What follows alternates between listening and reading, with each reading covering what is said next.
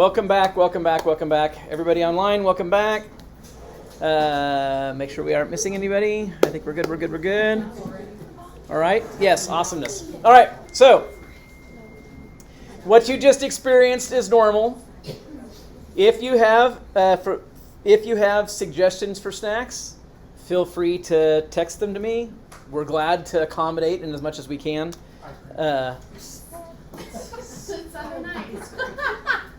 Somebody just said ice cream. We'll have Mary is pretty good about trying to help. If there are things that we can do to accommodate, we will do it. So just let us know if it's possible. So Matthew 24. Where we left off, we talked about he that endures, he or she. The person who endures to the end shall be saved, right? The gospel of the kingdom will be preached into all the world for a witness to all nations, and then the end will come. So when we get to the Revelation, Jesus is giving us a little bit of a spoiler. There's actually an angel that's charged with preaching the gospel to every nation on the earth. So if you're Baptist, one of the SBC's goal is to take the gospel to every nation on the earth. Right? It's like until we die, that's what we're going to do. And when we get, and there are actually people who believe, and I think the SBC is probably in there with them, that it's our responsibility to get the gospel to everybody. Then that's just preparing the way for the Lord to come back, because this scripture says that the gospel will be preached to the entire world, and then the end will come, right?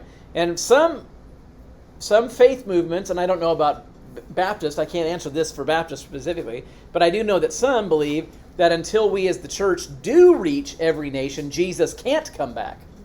So I'm just going on record as saying that's not true, because we actually have a scripture in the Revelation when we get there that we'll see where God sends an angel out that says that the Lord sends the angel with the everlasting gospel, and this angel preaches the everlasting gospel to the world. So God fills in the gap.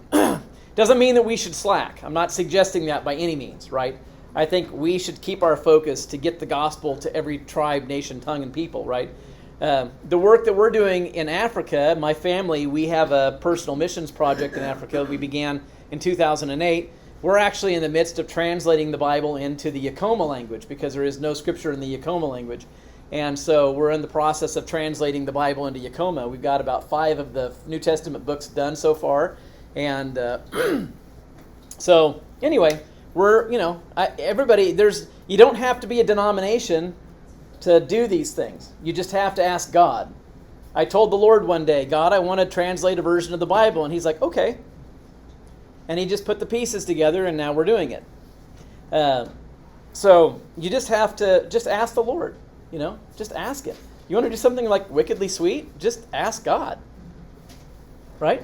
So one of the things that I just did, just 2 days ago, I signed a contract for some technology that takes my book, and it uses artificial intelligence to read the book, so that I can make an audiobook out of it. Now, I've tried to make an audiobook on my own. I did digital video and audio for 20 years. It just takes a lot of work, and I don't have the time to do it.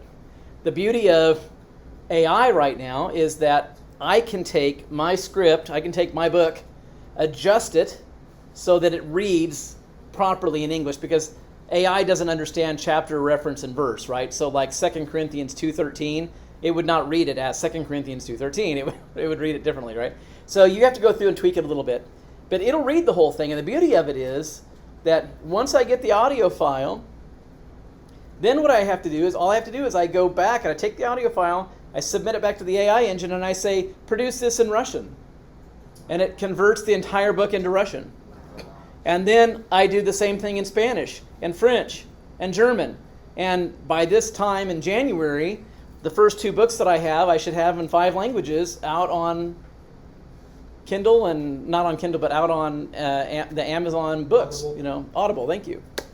So I also have the ability to put it in French, and we're looking at being able to start putting these on Radio Africa so that each week they play a chapter each week, and they can listen to it on the radios. So we're just looking at things like just use your imagination. Ask the Lord for an opportunity to reach somebody, and then just start doing something and see what happens, right? What's the worst case scenario? You fail? Big deal. Do something else. Right? Okay, let's keep going. Okay, Matthew 24:15. When you therefore shall see the abomination of desolation spoken by Daniel the prophet stand in the holy place, whoso reads, let him understand. Oh, by the way, the head of the African church that we have told me to tell you all hello. He emailed and said, please tell everybody hello for me. Okay. Let those which be in Judea flee to the mountains. Let those which are on the housetops not come down and take anything out of his house. Neither let him which is in the field return back to take his clothes. Okay. For this scripture to be actionable, what must be in place? Now catch this. Verse 15. We're looking for antecedents, things that must exist prior to the verse being, prior to make the verse actionable. What are the antecedents that have to be in place? When you therefore see the abomination of desolation spoken of by Daniel the prophet stand in the holy place. So what do we have to have first of all? The beast. We have to have an abomination of desolation, right? This is talking about the abomination of desolation. Now, what do you have to have the abomination of desolation? Beast. The beast. That's right. So what we'll learn in the Revelation is that what we will learn in Daniel is that the abomination of desolation spoken of by Daniel is an image. And to see that, we need to go to Daniel chapter 11. So flip over to Daniel chapter 11.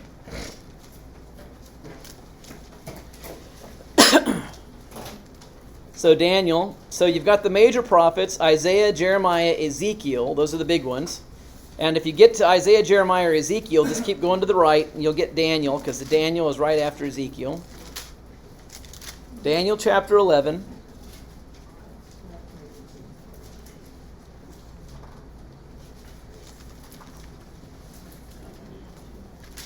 So Daniel chapter 11 is the lineage of the beast man. It's the longest prophecy that I'm aware of in Scripture. I don't know of another prophecy in Scripture that is as long as the Daniel chapter 11 prophecy. Now, it's a lot of generalities, which as a historian, if you love history, you can probably look at Daniel at Daniel chapter 11 and you can work your way through it and you may be able to plug in some holes. I will tell you the holes that I have plugged in. There are lots of holes I have not plugged in. And frankly, I don't even care what they are because they're a bunch of dead people, right? Now, you may disagree with me, and that's okay. If you figure it out, you can come to me and you can share it with me, and I will listen and I will take notes. But at this point in my life, it hasn't been important enough for me to figure it out. Here's the reason why. As a systems analyst, I constantly start at the end and work my way backwards. It's the way that I think. When I was in school, I took calculus in high school.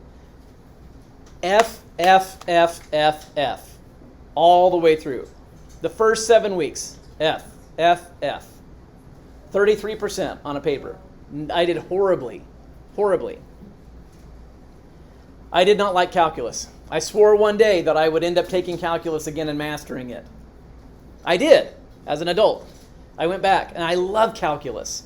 And matter of fact, I was a calculus tutor at Kansas State as an adult. Something clicked in my brain, and all of a sudden it made sense, right? But as a young man, when I was going through this, horrible time. Quit my job. Spent 2.5 hours a night working just on calculus. And then, on week 7 of my class, all of a sudden I started making straight A's in calculus. From 33% to 100%. It took no effort. I would do my calculus homework. I was done in 30 minutes. And the teacher thought that I was sandbagging the first 7 weeks. And I told him, no, it just didn't make sense. Well, you know what I found out? It was so funny because I ran into my calc teacher 30 years later at the grocery store. We were back in Salina, Kansas, where I was from, in the grocery store picking some stuff up. He was in line in front of me, and I had a wonderful conversation with him. I had a chance to kind of rub his nose a little bit in this. It's very gratifying. Because he had told me, he said, look, I told him about 3 weeks in, I'm like, I can't get out of the class. My counselor won't let me do it. If I at least put effort into it, will you at least give me a D so that I don't have to retake it at semester? He's like, yes, just get your homework turned in, blah, blah, blah. Well, when I started making straight A's that 7th week, he's thinking that I was just goofing around, right? So he didn't follow through with what he said he was going to do, and he failed me the first semester. I'm not bitter, but I still remember it. So when we got to that time, here's what I found out. He had been teaching calculus as a question working to an answer. About the 7th week, he started teaching calculus as an answer with some surrounding criteria and working backwards to the question. It just made sense. And what I learned from that experience later on as an adult, and this was the fun part. I did tell him that. I'm like, hey, you know what? I'm a systems analyst. I write software for multi-billion-dollar corporations now, and I do blah, blah, blah, blah, blah. I start at the end. I work my way backward. It always makes sense this way. And I said, that's why calculus started to make sense. And he started laughing, and we had a fun time with it. But the catch is this. I think backwards. My wife will tell you this is true. I'm backwards. And she knows it. 30 years of being with me, I'm backwards. When we look at the book and we see the revelation, think of it. I'm thinking of it backwards.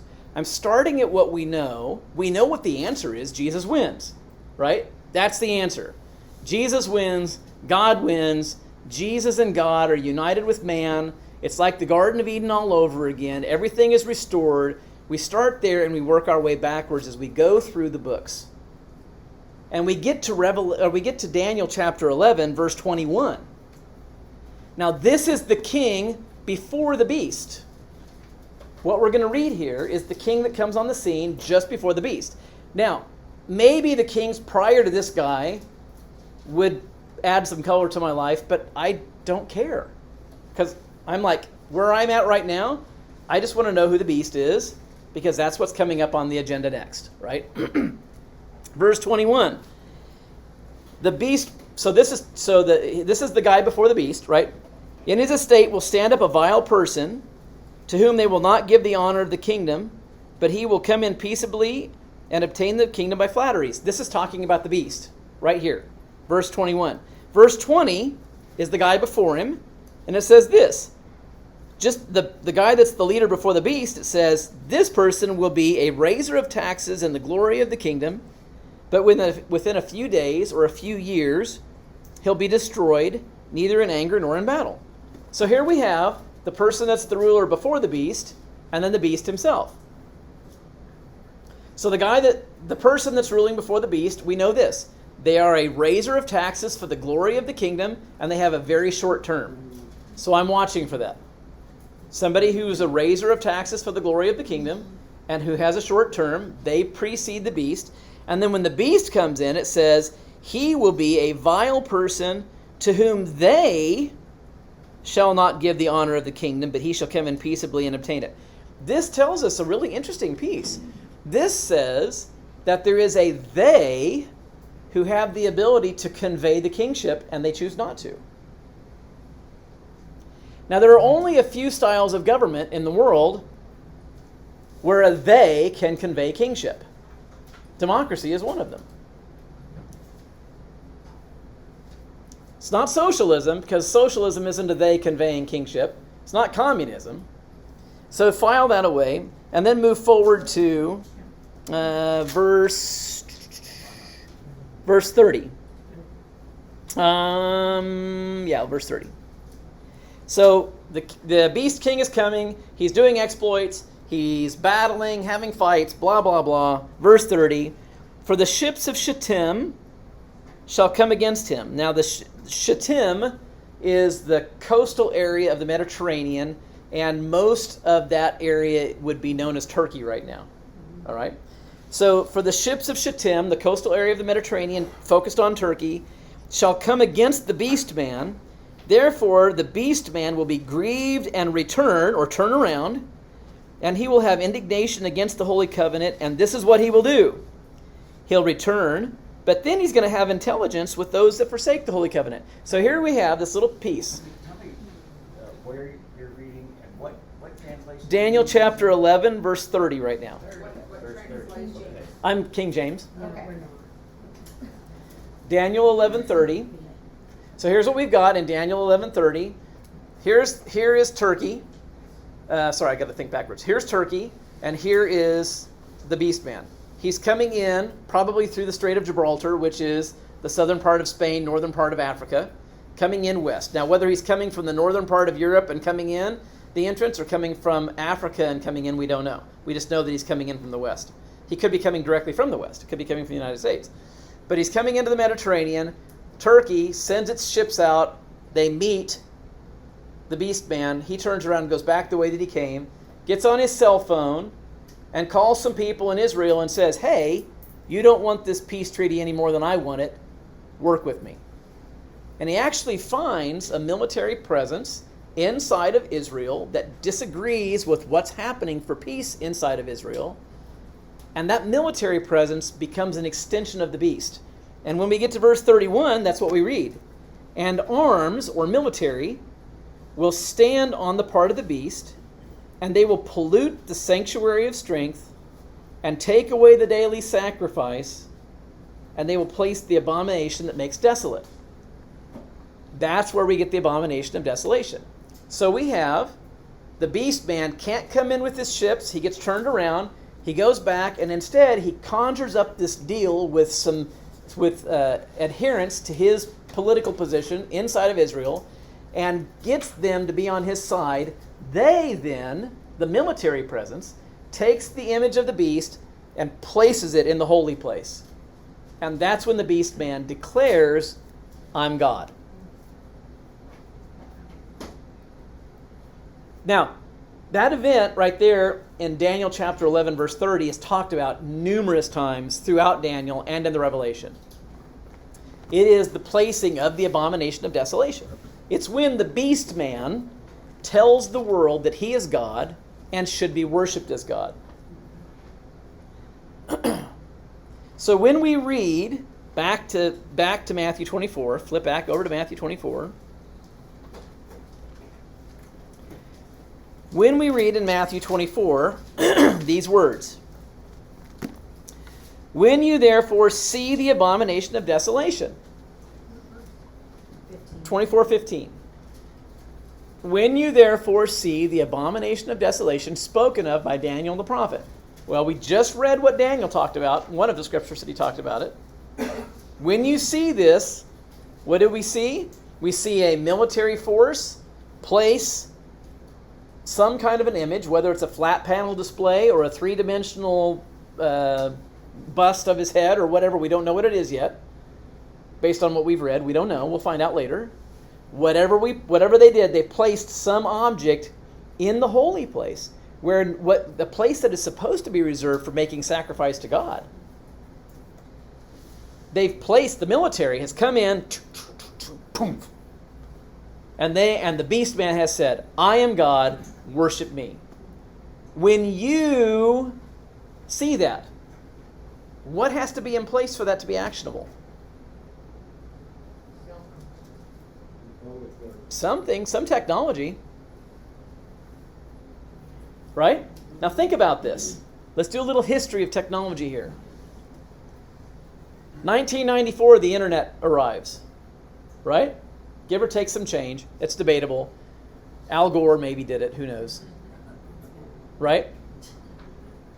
1994 is the recognized year for the internet. Prior to that, the earliest, absolute earliest that this could have happened was maybe 1953. Because we would have had satellites that could have projected the image globally in 1953. Now, that doesn't mean that we have the ability to receive the image everywhere, right? So the question becomes, how can it be pervasive? Because it says, when you see. But not only that, what does it say?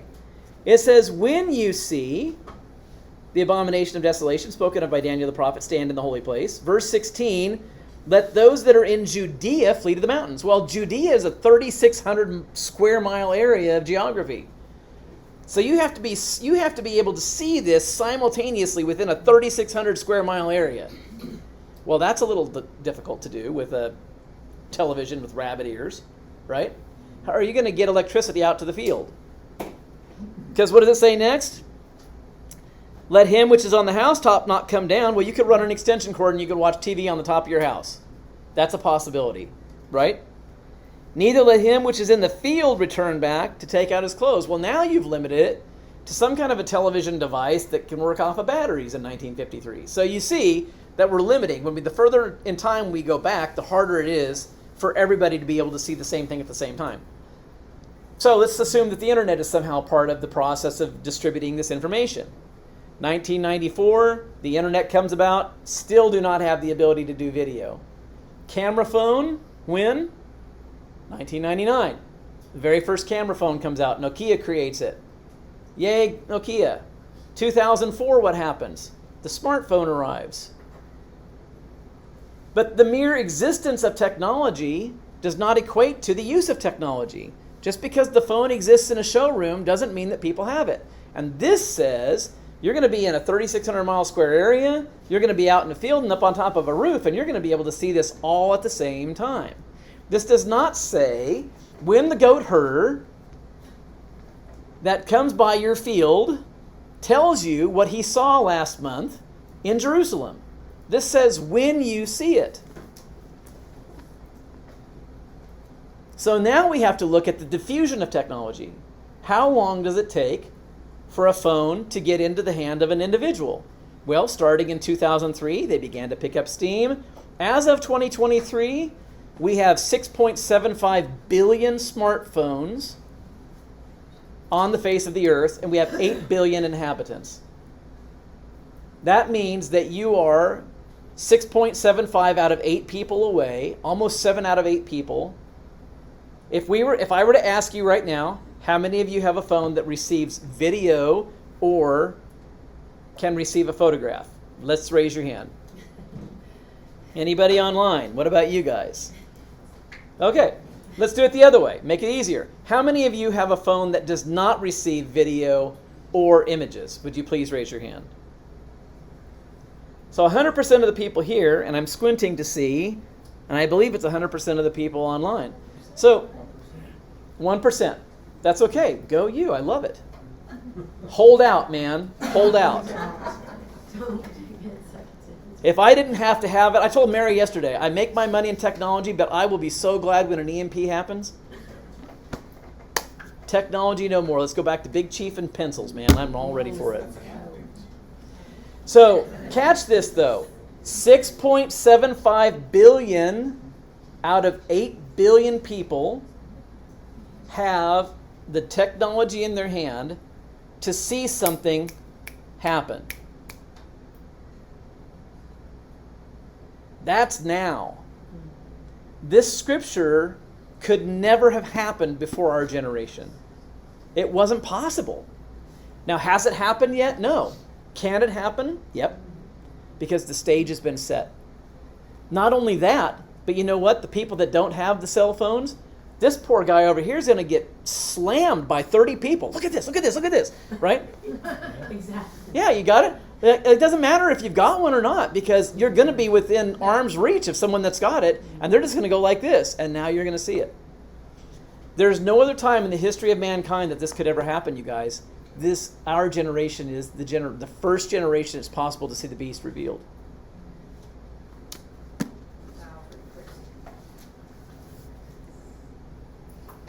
Let them which be in Judea flee to the mountains. Let them which is on the housetop not come down to take anything out of his house. Neither let him that is in the field return back and take his clothes. How do we know that Jesus is expecting us to see this with immediacy? What in these verses is telling us? Jesus expects us to see this immediately. The people in Jesus' day, I'm sure, thought he was a nut. Seriously. You're telling me I'm going to be anywhere in Judea, I'm going to be up on a housetop, and I'm going to be out in the field, and I'm going to be able to see this? They would have had no way of imagining what Jesus was talking about. We look at it, and it makes sense to us because it's our day and our age. But if you think about this 2,000 years ago, right? They're still using papyrus for Pete's sake. Right? So what is this saying? How do we know that Jesus expects every one of us to see it like this? What is this verse telling us? How do we know from these verses? He's expecting us to see it now, now, now, now. What is it? The urgency of what he's telling me to do. Yeah, the urgency. Or not do. He's telling you, look, you need to have a plan. You don't have time to figure this out. You aren't going to have time to go back into your house and get your clothes. But your phone will be on you, right? You better leave it. Yeah, leave it on the rooftop. So, but you see what I'm saying? Here we have Jesus. Jesus is saying, if you're in Judea, flee. He's like, when you see it, go. If you're on your housetop, do not come down and take anything out. How long would it take you to go into your house and grab your favorite laptop? What, 30 seconds? Jesus says, no. That's immediacy. Right? That tells us right there the type of environment that we're going to be operating in when the beast is revealed. It's going to be boom. It's going to be like a mousetrap. Right? And we need to have an understanding of how we will respond, and it needs to be a plan that we've already got in action. Now, does that mean that I'm telling every one of you, go find someplace out in the woods somewhere and create a burrow? No, I'm not saying that. What I'm saying to you is, this should be something you ask the Lord about. You should ask Him, do I have a responsibility? Is it to stay where I'm at? Is it to flee? Is it to go somewhere? Do I need to be preparing now? Because as we continue moving into Matthew 24 and Matthew 25, Jesus is going to hit us over and over and over and over again, talking about being prepared. Be prepared, be prepared, be prepared, be prepared, be prepared. He says it over and over and over again. And that's really the point of Matthew 24 and Matthew 25. We, as believers, as followers of Jesus, and as the world, we should be taking this conversation to people that don't understand and don't know. When this happens, you guys, we're not going to have time to figure it out. We have to know now. We have to plan now. We have to get these things figured out so that when it happens, you execute your plan and you run, or you move, or you walk, or you plant, or you do whatever you feel like God's telling you to do. Right? That's what Jesus is saying. Immediate. And catch this, verse 19. You guys good for 10 minutes? We got 10 minutes to go. You good? Let those which are in Judea flee to the mountains. Let those in the housetop not come down to take anything out of their house. Neither let them which is in the field return back to take their clothes. Verse 19. And woe to them that are with child, and to those who give suck in those days. In other words, woe to those women who are pregnant and who are breastfeeding. Why? What do those two scenarios have in common? This would be a great question for a doctor or for ladies in the house. Guys maybe can figure this one out. But what do the two things have in common? A breastfeeding, a lactating mother, or a mother that is producing a child in her womb. What do those two things have in common? Nutrition. What else? Rest. One more. A lot of energy. Hydration. Hydration. If you are dehydrated, you cannot lactate. If you are dehydrated, you will not produce a child in your womb. Your body goes through... How many women have had babies and peed over and over and over again? You know why? Because your body is taking care of the waste of your body and that baby. You're constantly flushing your body out.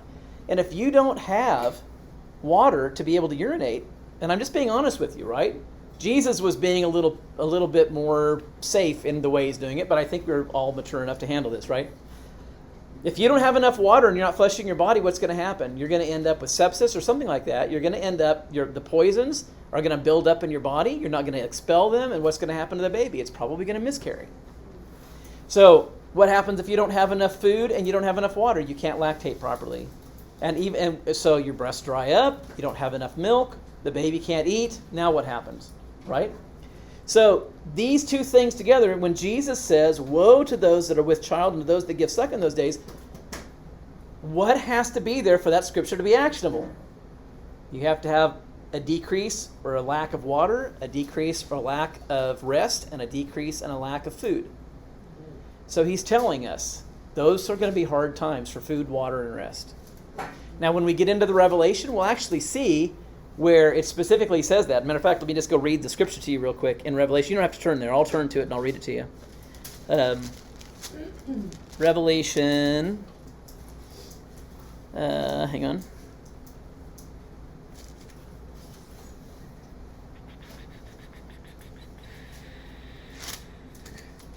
Looking, trying to find it. Here it is. It's in Revelation chapter 7, and it starts here in verse 14. And you're welcome to turn there, but I'll read it. Here's what it says. And this is the sixth seal. Sixth seal of the Revelation. There's 7 seals, 7 trumpets, and 7 vials. This is the 6th of 7 seals. And I said to him,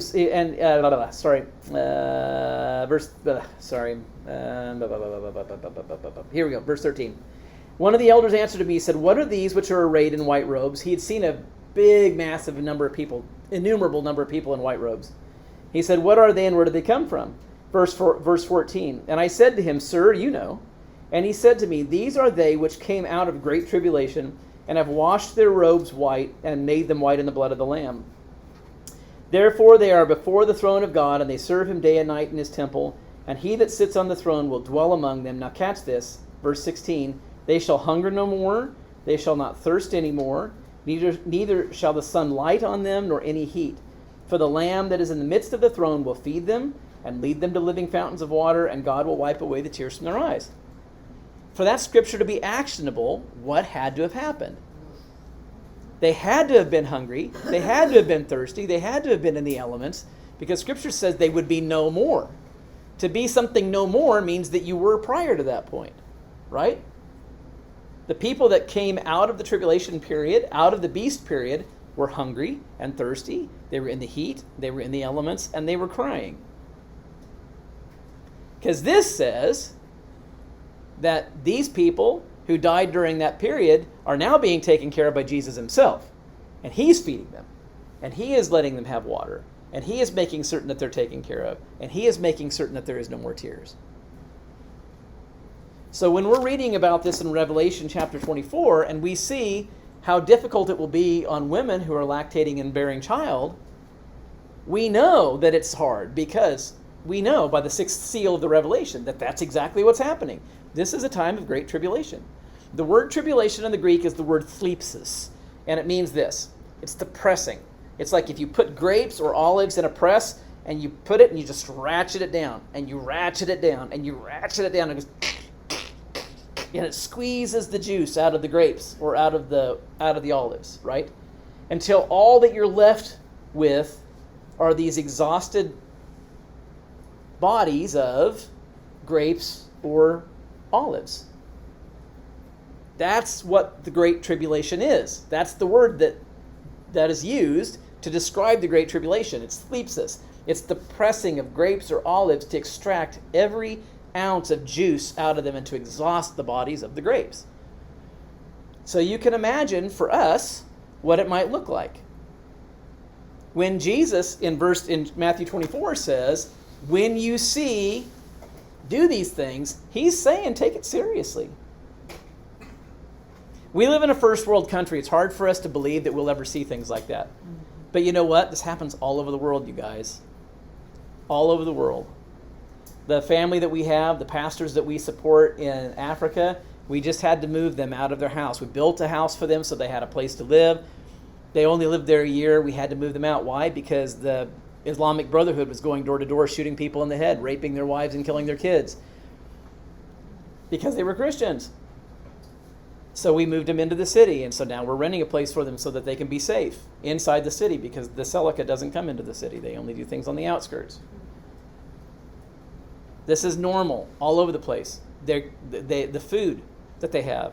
There's no amount of money that we could send that would ever satisfy the need. We do what we can, and we just leave it at that, and the Lord multiplies it, is what happens. But the need in Central African Republic right now, the need is just huge. It's just gargantuan. I could send $10,000 a month. It would not be enough it just wouldn't even touch it. We don't experience it. We're sitting here in a fairly cool garage. This is bigger than their entire house. Our garage is bigger than their entire house for a family of 5. The world experiences this even if we don't. We cannot interpret Scripture based on the fact that we're in a first world country. We've got to expand our vision. So, are people crying right now? You bet they are. Are they hungry right now? Mm-hmm. And you go to take the gospel to them and you say, hey, Jesus is going to take you out before you experience any of that stuff. They're going to look at you and laugh. That is an American gospel. And I'll tell you this, out of 2,700 hours of studying, I can't find it in Scripture, guys. I can't find it. I don't see where we're getting taken out at the early part so that we don't have to experience this stuff. Just so you know. Let's see here. Let's finish.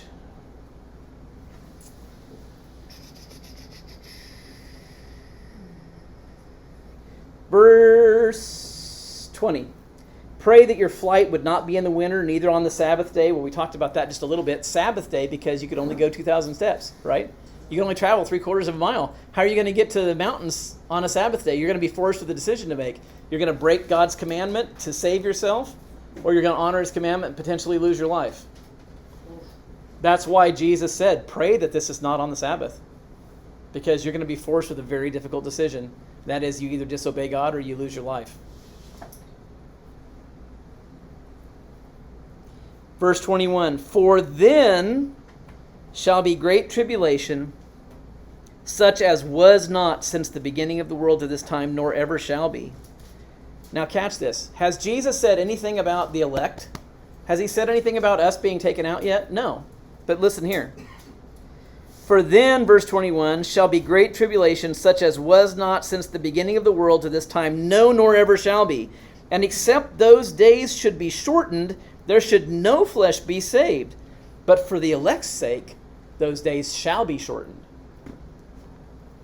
We're going to stop on that verse, but I want us to think it through. What does that verse say?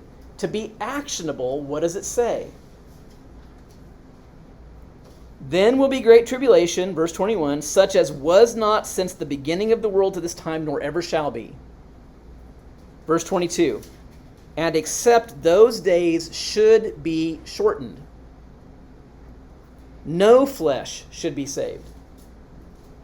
Right? So it's saying, things are really tough. If they keep going the way they're going, the entire face of the earth will be depopulated. No flesh will be saved. That's how rough it is. That's what's going on.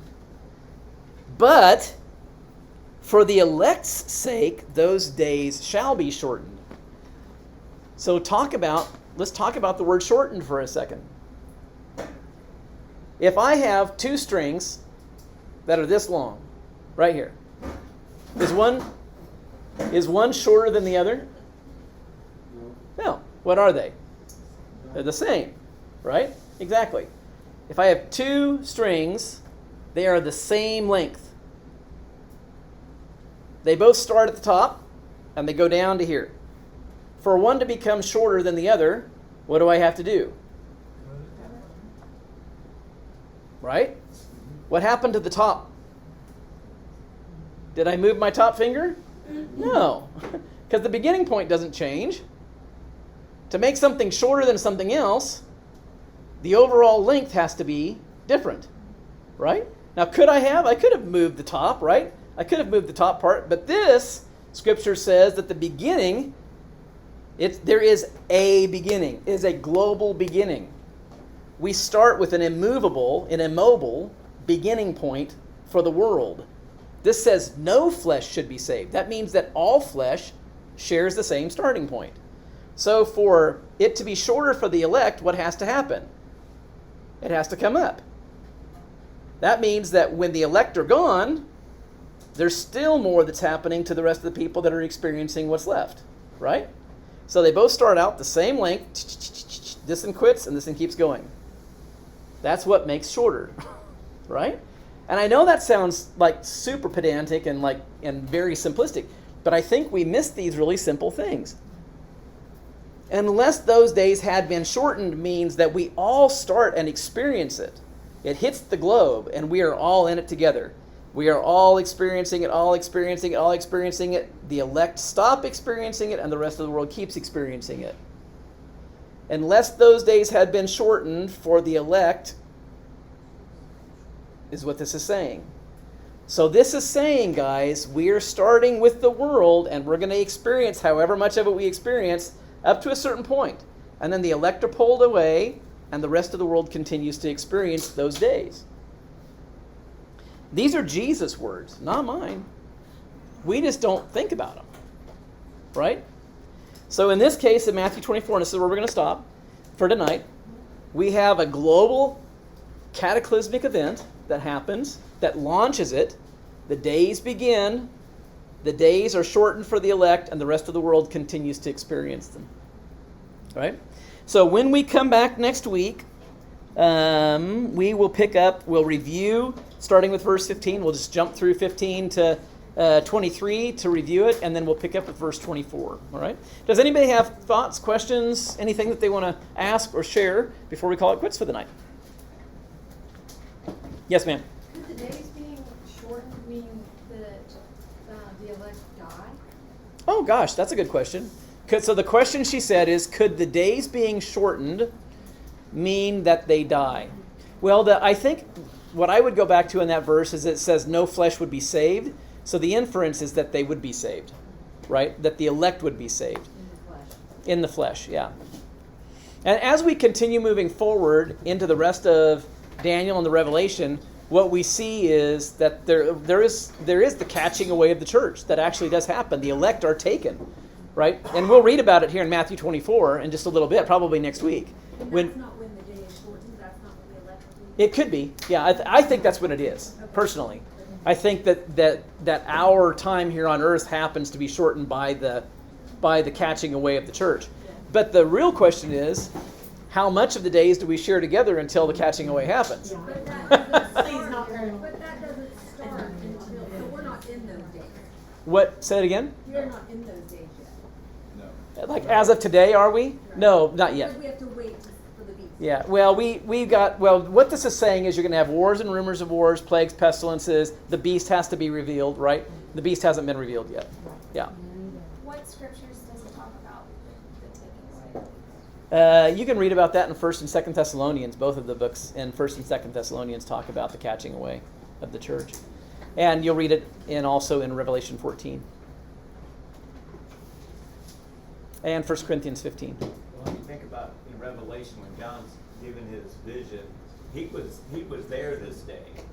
You know, I mean, he walked this day with the other apostles, and he heard all this stuff. Right. Yeah, what they're saying is he walked, for those of you on Zoom, he's saying he walked. John saw these things. He walked this day during these things. He was able to interact with Jesus and hear these words from Jesus himself. You know, and now John, interestingly, now John's the one that's going to be doing the revelation. Can you imagine what John was thinking? I don't know how he was thinking, or if he had the ability to assimilate all this. But having been with Jesus and heard all this, and then seeing the revelation unfold as a vision, I wonder how many times he thought back to what Jesus had taught, and it's like, oh my gosh, that's what Jesus was talking about. Yeah. Yeah, those are really good questions. So just in Zoom, in case you didn't hear, a couple of the questions were, could it be that the elect are taken out earlier? And I believe that that's exactly what happens. But the issue is that we start with the world, the elect and the unelect, start sharing the same set of experiences for however long they do, until such point that the elect no longer experience them, but the world really does. They continue. The question is, how much do we share with them, right? Yeah. And we'll actually dive into that. The scripture actually gives us more detail as we continue in the class. We'll find out more. Anybody else? Thoughts or questions? Great stuff. Good stuff. Anybody online? Thoughts, questions? Anybody else here? No? All right. We're done for this week then.